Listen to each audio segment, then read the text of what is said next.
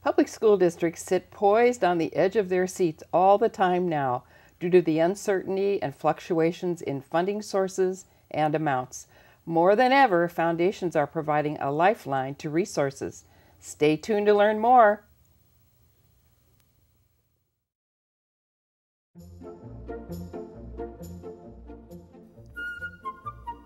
Welcome to The Better Part, a program that encompasses a diverse spectrum of topics important to our community, which we hope will both inform and entertain you.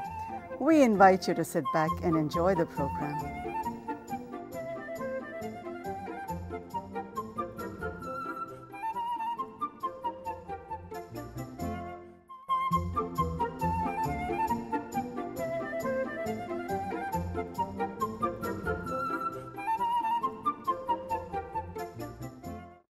Hello, my name is Bev Lenahan, and today it is my pleasure to have with us on The Better Part, Jeannie Bradford, the board chair of Fremont Union High School's Foundation.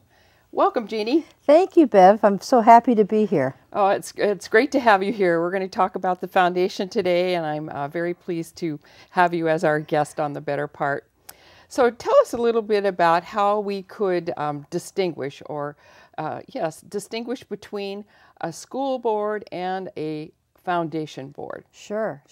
Well, the school board, and in our high school district, it's referred to as the Board of Trustees. They are the governance body for the district, and they're elected public officials. So you go and vote for them on election day, and they are responsible for the governance of the district and work closely with the superintendent and her staff. Mm-hmm. The Fremont High School's Foundation is a nonprofit organization. We're a 501c, and our sole purpose is to raise money to put back into our high schools. Very good. So certainly we know they need the support now more than ever, right? Well, the foundation has been established since 1983, so we've been around for a long time, but you're right, this is really now more than ever the fundraising efforts of the foundation are critical with all the state cutbacks in our school. Well, yes, you have been in existence for a while, but more recently you've had to really focus your vision. So how has that vision changed for the high school's foundation in recent years? Well, we think that we are trying to evolve as our students evolve, as the district evolves, and as the opportunities change in terms of funding. So in the first years of the foundation, we really raised funds through community events. Probably the one that's our favorite and most well known is our annual crab feed that happens in the spring of every year. Really, in Cupertino, it's the largest by attendance fundraising activity that goes on in the city. Over 500 people attended last year, and it grows year after year. So fundraising events were our prime source of raising money. But in 2008, we actually added another element of an annual campaign where we reached out directly to parents of students and asked them to support the foundation.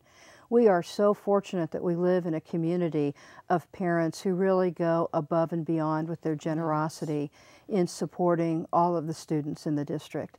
So our annual campaign has been going on for about 3 or 4 years now, and every year we see increased success with it, so we're thrilled about that. And going forward, we're looking at really enhancing our strategic plan, so we can better communicate where we're going as a foundation and what the potential is involving more and more communities and businesses, technology companies, and supporting the foundation to help our students. Yes, so it's an evolving strategy, really, this whole idea of collaboration. It's not just even the parents anymore, really. So how have you gone about working with the Board of Trustees at the school district in order to further this sort of collaborative thinking? You know, we've really enhanced how we've collaborated with not only the Board of Trustees, but also the superintendent and her staff. We really see that teamwork is the name of the game through the entire process. It starts with the Board of Trustees, with the superintendent and her staff, the principals at the schools, the foundation, and also the parents in the community. So we're really an ecosystem where we all have the same cause, and that is raising money for our students and helping provide an excellent education for our students. And it really takes a village to get this done. Mm-hmm. So specifically, we were really thrilled with Superintendent Polly Bovey joined our board in this last year. Very good. She's been active as a board member, and also Hung Wei, who has been a long-time member of the foundation, also a few years ago joined the Board of Trustees. So now we have board seats. Yeah, we have board seats that are taken by the superintendent and by a member of the Board of Trustees. And really the amount of collaboration that you can do when we're working that closely together has made a huge difference in reaching out to parents and also reaching out to the community to help us raise money. Mm-hmm. It's all about the relationships, isn't it? It's all about the relationships. It's all about, and in fact, how we've changed our board over time, the membership of our board. Yes. It's a great combination of community members, of a lot of parents whose children graduated from the school district, but our alumni parents are on their way in their careers, and also parents of current students as well. So it's a great mixture, and really we've seen with the parents who have students currently in the schools that they've helped us get further connected with PTAs and different organizations within the school to help us raise awareness of the foundation. They have the access, right? And of course they have the vested interest, and you need that looking forward, and also bringing those families who have been involved, because they know a lot of what really is important, and again, how to have access, right? Absolutely. The biggest challenge that the foundation has faced is really the recognition that parents know who we are and why we're there and what we do. Yes. And we have found that once we raise our visibility in the schools, the parents are more than welcome, more than happy to support the foundation. Mm-hmm. So really our focus has been the last few years with the annual campaign to raise our visibility in the schools so the parents can see that we're here and they know how they can help. And we've been really thrilled with the response. I was going to say, you had a very successful year in 2011, much greater than in years past. So tell us a little bit about that. We were really proud last year that we were able to give $290,000 back to the school district. It's our best year effort, and it's our best year so far. And we were able to raise that money through a combination of things. One, we had the best crab feed that we've ever had before. I was there. Yeah, I know you were. I volunteered. You're always a great participant in the crab feed. But we hold it, as you know, in the Deanza Gym, and it's a wide open space. It's a great venue for this event. And we had, as I said earlier, over 500 people there, and we raised more money last year at our crab feed than we ever have before. But really what made a huge difference in the amount of money that we're able to give back to the schools was through our annual campaign. Mm. And the money that parents gave to support us in funding the programs that are so important to their students.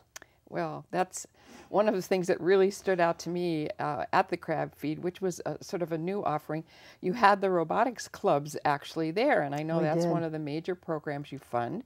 And I was delighted to see the young people so engrossed in what they were doing and showing off their various robots.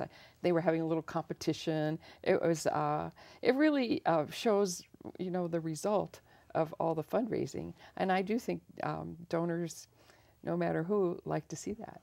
We were thrilled to have the robotics teams there, and they were excited to be asked. And I know that afterwards, you're right, it was a new element for the crab feed this year. Mm-hmm. And we got such positive feedback for people could actually see the students. And, you know, not that they were there and they were active, but just the amazing things that they're doing. We are really blessed to be in a district where we have such bright, capable, smart students that are just doing wonderful things.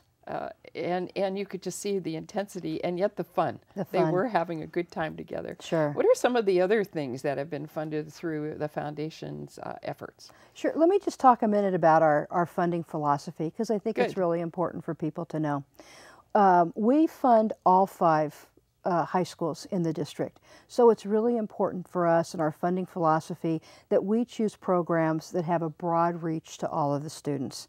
And as we start to give more money back to the schools, we're able to do more things. Yes. So some of the things that we funded over multiple years are some fundamental programs that all the schools use. One is School Loop, which is an online communication tools for teachers, for students, and for parents. Oh. So students understand what their assignments are, when they're due. They understand what their grades are, how they've done. They can communicate with teachers. And then parents can also have access to this information so they can see when their students' assignments are due, when tests are coming up, what their scores are, what their grades are, and if there's also a way to communicate with teachers.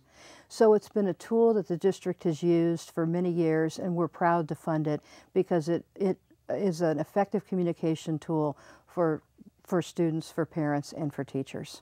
Another program that we funded is Naviance, and it's a career placement tool that allows students to go in and whether they're college bound or trade bound, they can go in and do a lot of exploratory work that helps them get clarity on where they want to go in the future.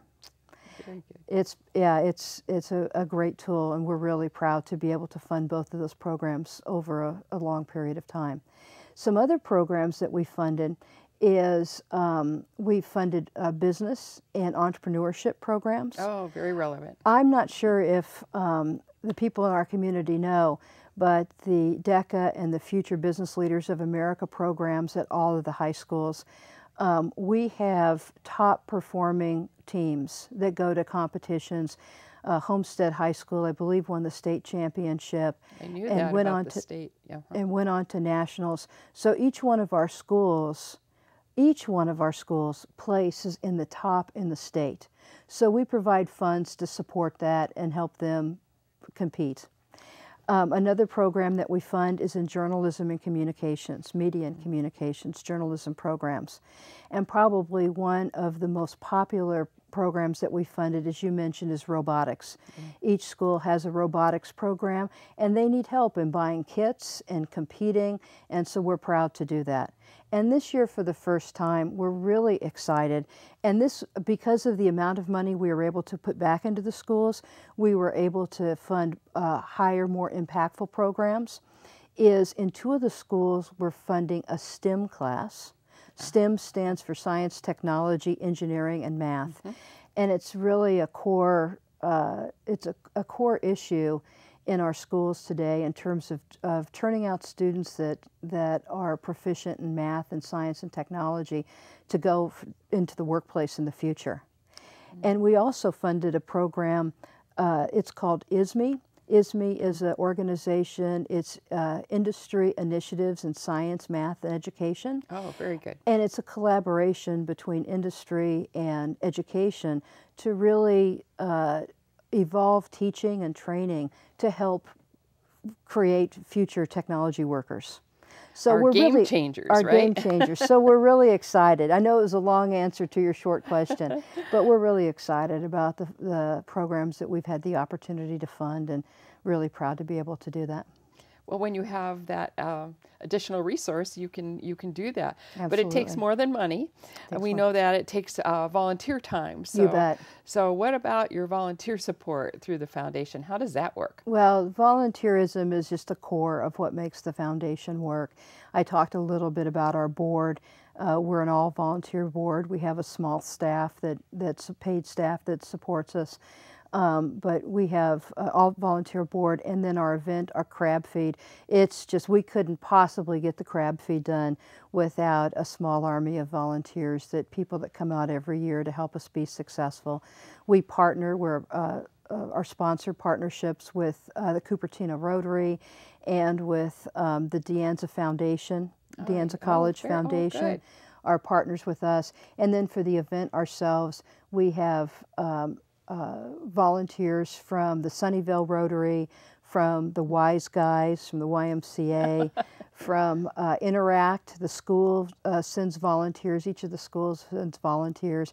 And parents come out and volunteer to help make the crab feed a success. So we're very fortunate. There's a good group of volunteers that help us be successful. So that's, too, involving the whole community, whether they actually have young people in the high schools or not. Right. And it really does build a sense of community, doesn't it? We are all in this together. It sure does, and we love the student volunteers that come and help with the crab feed. They bus tables and they sell crab bags, and you know, that's a value that's instilled in them in the schools about the importance of community service and volunteerism. Oh, yes. And you know, they show up in mass. Even the students in the robotics group took their Friday night, of all things, to come hang out with adults and show off their robotics, as opposed to other things they could be doing on a Friday night. It was a real test, wasn't it? It was. But they were having fun. They that's were for there sure. with bells on. They were. Yeah. Well, I've heard you mention from time to time about the Fremont students, really, Fremont Union students, being game changers in the future. Talk a little bit more about that, and how do you see them fitting into the greater community and in a sort of the global society of tomorrow? What role do you think they'll play? Oh, you know what? Our students already are game changers. I mean, we've seen over the few short years I've been involved in the foundation, there's just multiple examples of students from our school district who have won national awards. I mean, just in the recent past, we know that Lynbrook was a finalist in the Intel science competition. We know that a student from Monte Vista won a $100,000 scholarship from being the winner of the Siemens Science competition. Just recently, a student from Lynbrook, there's sorry, I'm blanking on the name here, the International Olympiads of Informatics. He won first place with a perfect score. So, and I've already mentioned like our business leaders organization, Future Business Leaders of America organization, are ranked nationally in the competitions that they do. So we are just full of bright, promising students. And these are the ones that are going to make a difference in the world, that are already making a difference in the world of how they're showing up and their accomplishments in science and technology and performing arts and journalism. So we want to make sure with the work that we're doing with the foundation that we can offset some of the budget cuts that are happening from the state, and we can really continue to fund these important programs. So these students that have the capability and the desire and the motivation, that they have the opportunity through the programs in the school district to really pursue these things that are important to them. What about your financial goals? I know you had a stellar year in 2011. How will that evolve in terms of setting expectations and working with your volunteers to make that happen? I really have a vision that we're well on our way to being $1 million organization.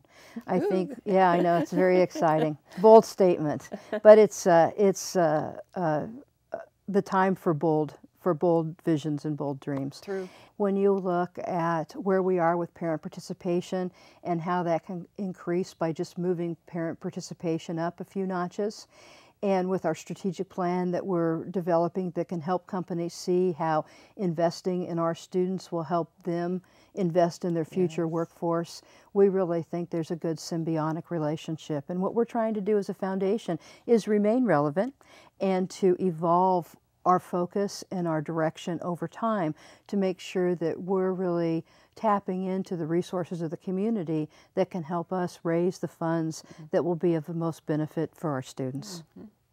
And I think when you have a volunteer foundation like you do, it's a benefit to be able to have the composition of that foundation board be people who are out working in the community and who can actually look at what some of the trends are that are coming and how to remain relevant. What does that mean back down into the curriculum and the programs and Absolutely. the additional enhanced elements that need funding that aren't necessarily going to get it through other means. So it's a great composition that you've looked at your board and how to make that be a part of this test of relevance. Well, it's a never-ending process. You know, we like it to be a fluid process. We really appreciate the long-standing foundation board members. They bring a lot to the table and a lot of consistency and institutional knowledge. And we're always looking for who we can add to really make the mix more vibrant. So we're looking forward. We're capitalizing and we're adding on to what's been successful in the past, but where can we look forward that we can really tap into other resources in the community to help us? And again, we all have the same goal, is to really increase what is already a high quality education for our students, to help add to that, to make it even better. Very good. Well, you know, we always have to sort of look at this downside. Yeah. And you know, what would be the consequences if the foundation was not able to step forward as you've been and help the school district? What are some of those potential consequences? Well, you know, Polly and her staff have done an amazing job managing through a very, very difficult time. I don't think people in the community really understand how significant some of the budget cuts have been, and the job that they've done in mitigating the risk that's come from that. Yes. So really a lot of credit is due to Polly and her team and the Board of Trustees for the work that they've done. We just want to be the supplementary income that can really help fill some of these gaps to prevent the school district from having to make even harder decisions about the programs that might get cut. And again, we live in such a great community where parents are so responsive. What we found from the direct ask or from the annual campaign is to just ask, ask for help. And we found that parents were more than willing to help when we asked them. So that's really what I see as our role and our responsibility, is to find ways to continue to just ask for what we need. Because the school district, Polly and her team, have done a great job of managing this difficult situation, and we'd really like to help be a great buffer, to put more funds back in from our community so we don't lose ground. I don't think we'll ever lose ground on the high quality of education that we have. It's whether we can even go forward, you know, make it better. Well, I think that's the key. At this point, I don't think anyone wants to lose ground. And sometimes making that case, really educating the parents, continuing to do that, educating the greater community, some of our other corporate partners, being able to have them see why this continuation is so vital. It's an ongoing process, and certainly one that a volunteer foundation can put more energy to than necessarily the superintendent and her trustees can even have time to do. I'd really like for part of our vision for our strategic plan is for people in the community to see what's possible. Mm-hmm. What's possible if we became a $1 million organization, or a $5 million organization, or a $7 million organization? What would be possible that we could help with the quality of the education of our students? And there's a lot. There's a lot that's possible. It's true, and I think getting the young people out forward in the community talking about that themselves really does instill a sense of urgency and excitement, really, to move things forward. It does. And, you know, when students get involved in some of our volunteer programs like the crab feed and other work that we do, they're so enthusiastic, and you know, it's just a joy to work with them. We always look for opportunities to work with students because it just helps remind us what a high caliber group of students we have in our community. Well, let's talk for a minute again about that crab feed. Sure. I'm recalling the students coming forward to our table with the grab bags and all, and I was really struck with how polite they were and how interested they were to sort of fit into our conversation. They didn't interrupt. They had a sense of quality about them that spoke to their character, as well as what they were there to do, sell their grab bag packets, which could have been a very sort of intrusive thing, but they were very polite. We couldn't do the crab feed without them, and we get a lot of compliments on how they interact with everyone there, and they're just a joy to have there. Well, just those subtle little interactions, as brief as they might be, really do give testimony to the quality of the young people. Oh, and absolutely. It's those incremental little interactions that build the trust and the confidence and the respect that the programs that people are putting money into actually are worthwhile. And as long as that continues, and I know that's part of the culture that's being created, then I think your goal is certainly achievable to be that $1 million foundation. You know, when we work with these students, I always just feel so proud of them. Or if you read about another student or another group of students that's won a competition or excelled in some area, and I just always feel so proud of them. And I always wonder if they feel as proud of themselves as we feel of them, because they're such a great testimony to our schools and really to themselves about how they're growing up in the world and who they can be in the world. It's really exciting. Well, we have the opportunity to tell them how proud we are of them and that they can be proud of themselves. And I think we can take every opportunity to do that, and it'll help everyone. Yeah. Yeah. Great. Thank you so much. Thank you for having me. I really appreciate the opportunity to talk about the foundation. It's one of my favorite topics. Thank you so much. Mm-hmm. Check out more opportunities to share your time, talent, and treasure with Fremont Union High School's Foundation. See you next time on The Better Part.